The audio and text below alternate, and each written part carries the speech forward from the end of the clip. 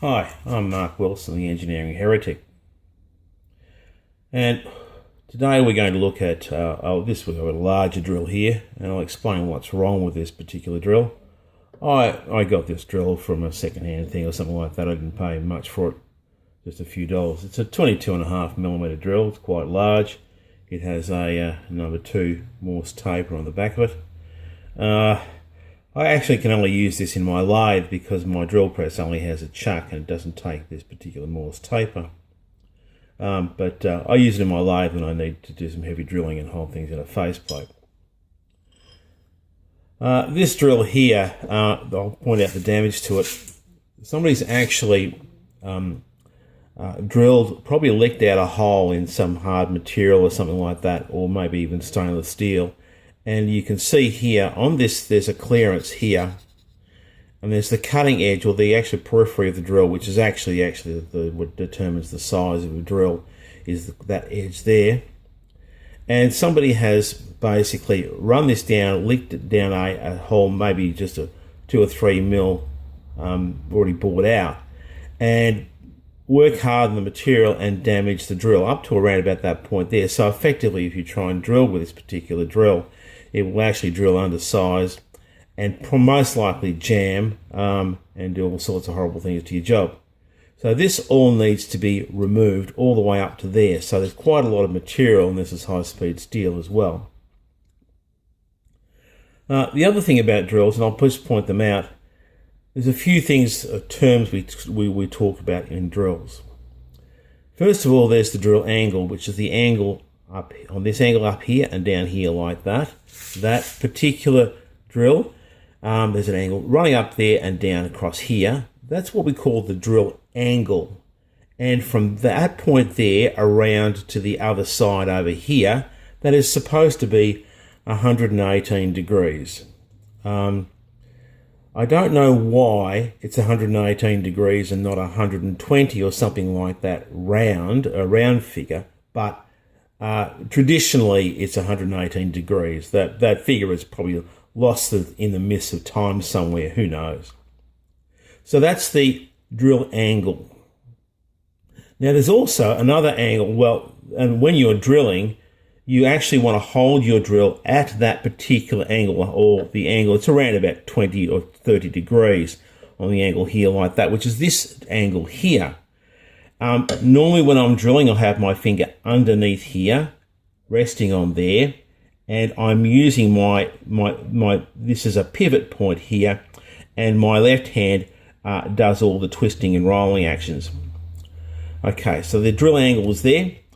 There's a few other terms we refer to on drills. There is the chisel point, which is this edge across here between the webs. And as the drills wear down, as you grind them down, this web gets thicker and thicker.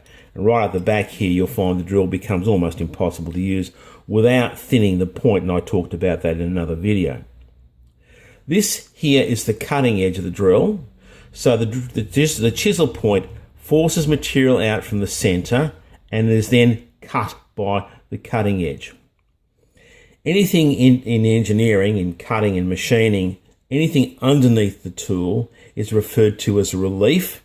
So this angle that goes back here, that sweeps around here, that's around about 10 to 15 degrees, although it's a radial thing as the drill twists around.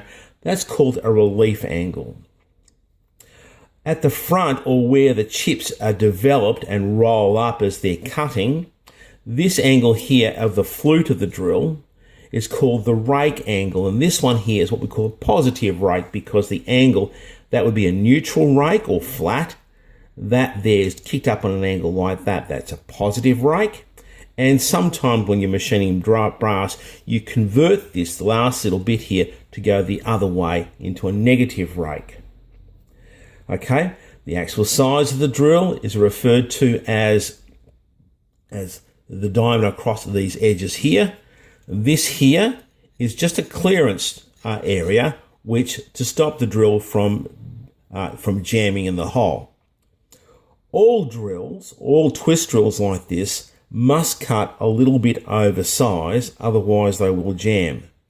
So you can grind drills by hand, And the imperfections of this angle not being exactly correct, not being the same length as this one, produces just that little bit that pushes the drill slightly off center and actually makes the drill cut a little bit oversized. Now, if it's excessive, it will cut way oversized almost to the next size drill. But with just normal variations from your grinding, you will actually impart those slight variations which will cause your drill to cut a little bit oversized. Because if that cut perfectly on size, it would jam in the hole and not give a good result. So let's start this machine, and we'll grind this particular drill.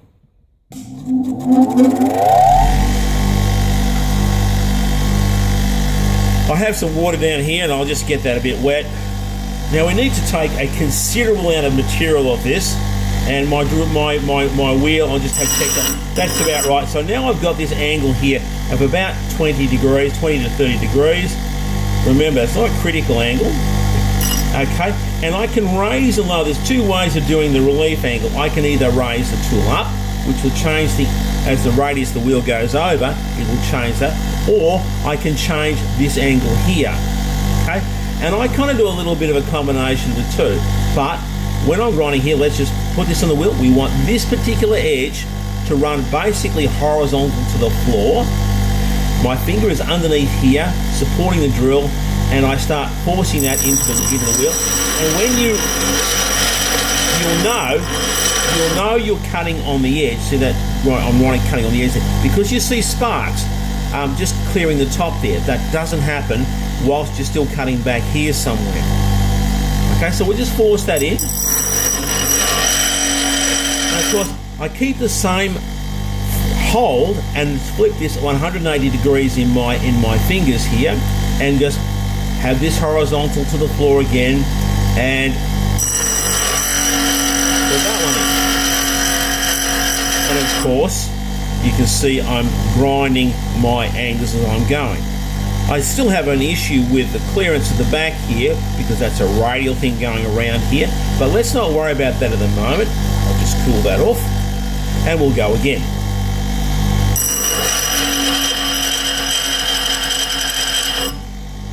180 degrees.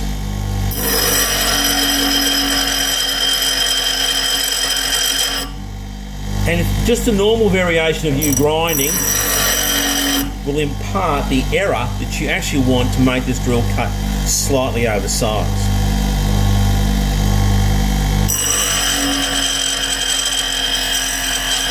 Now I'll probably end up fast forwarding this because it'll go for quite some time.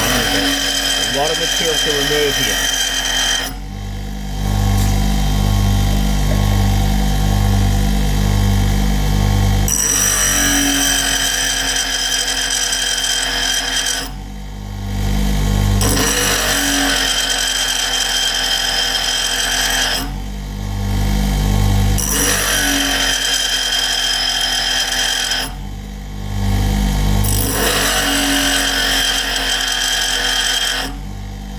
Incidentally,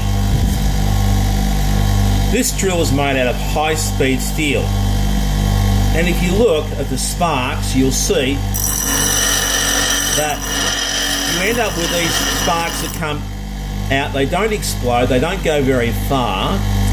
Some sparks come out very yellow, come out quite a way and explode at the end of it. But high-speed steel produces I'm colourblind, I don't exactly know what colour it is, but it's not a bright yellow spark. But you see, that looks terribly like high-speed steel. If I ground with carbon steel, if you run a drill and you see sparks, if you grab just a regular file, I'll show you what I mean. This is just a simple file. If I come and grind a file, you'll see that the sparks are quite yellow and they come out and burst at the end of it, okay? Like a firework. So they come right out and they burst at the end of it. So that's carbon steel. If you have a carbon steel drill, it's probably for wood. Do not attempt to use that in steel. It's just not worth it. Some of the drills you buy, really cheap sets, are carbon steel. Make sure you buy a high-speed steel set If you see sparks coming out that are yellow, like that, then basically it's a carbon steel drill, not worth the money. Then we're back on high-speed steel again. I'm still grinding this down.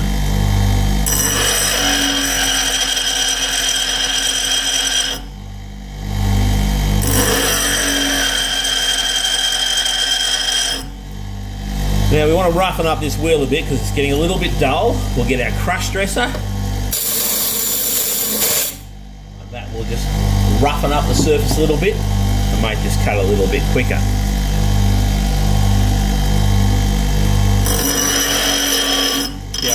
Much freer sparks, a lot more sparks coming out now.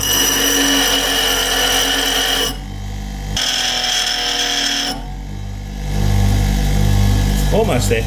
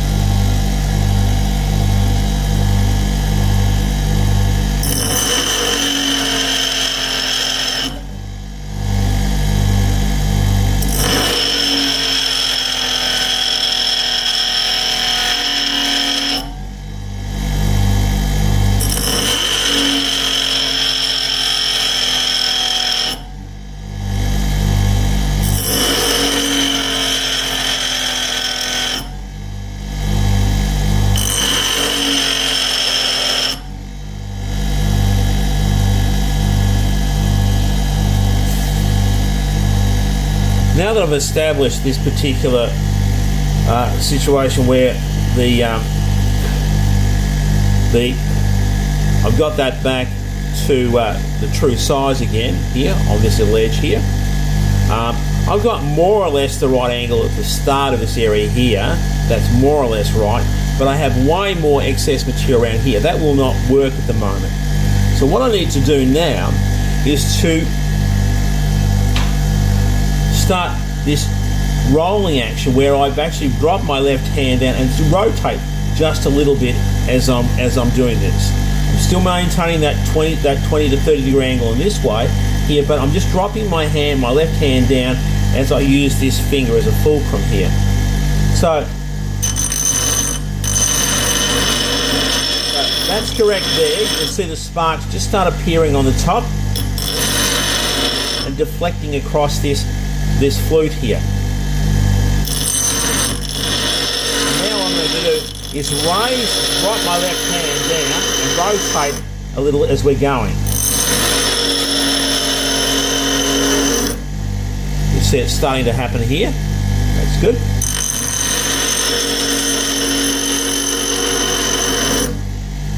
Okay, we'll turn around 180 degrees and we'll do the same thing to the other side.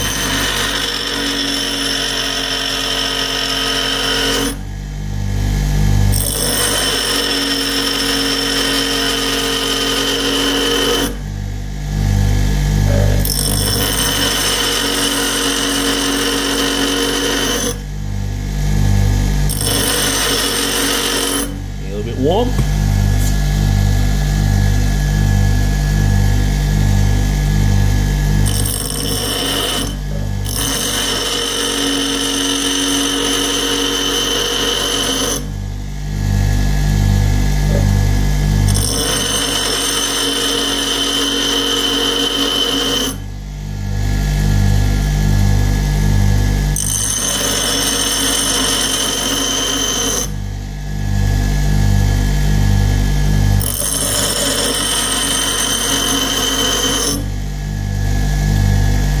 Right, here we have the finished article. Turn this off for a sec. Let's point out the issues here. We have our cutting edge. We have our nice true edge now. This drill is going to cut right on size. We have our cutting edge, which is nice and crisp through here.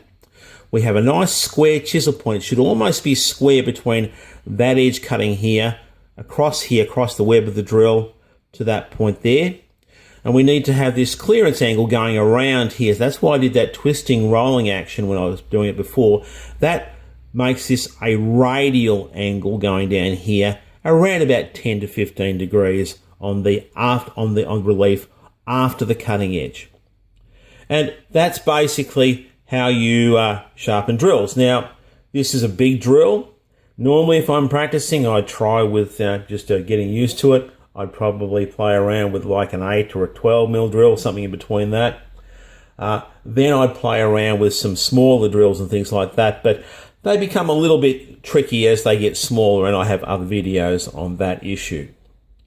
And that basically includes restoring this particular drill back to use. A drill I picked up for next to nothing that was slightly damaged at the front. And I'm Mark Wilson, and thanks for watching.